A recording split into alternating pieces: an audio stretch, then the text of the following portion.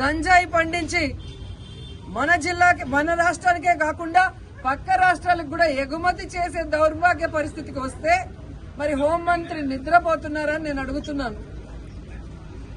So ఇప్పటికైనా కళ్ళు తెరిచి ఈ కూటమి ప్రభుత్వం ఈ అరాచకాలకి ఫుల్ స్టాప్ పెట్టండి. ఈ గంజాయికి, డ్రగ్స్ కి, ఈ మధ్య బెల్ట్ షాపులకి ఫుల్ స్టాప్ పెట్టండి. రాష్ట్రాన్ని అభివృద్ధి వైపుకి నడిపించండి. రాష్ట్ర ప్రజలకి ఇచ్చిన వెల్ఫేర్స్ ఏవైతే మీరు మేనిఫెస్టోలో అవన్నీ కూడా ఫుల్ఫిల్ చేయండి. వైఎస్ఆర్ కాంగ్రెస్ పార్టీ మీద రెడ్ బుక్ రాజ్యాంగం అంటూ తప్పుడు కేసులు పెట్టి వాళ్ళని హింసించడం మానుకోండి. లేదంటే మీరు సెంటీమీటర్ చేస్తే మేము కిలోమీటర్ చేస్తాం. రాబోయేది జగనన్న ప్రభుత్వమే. ఎవరెవరు తోకలూపుతున్నారో, ఎవరెవరు తప్పులు చేస్తున్నారో ఎవరిని కూడా వదిలిపెట్టమని హెచ్చరిస్తున్నాం.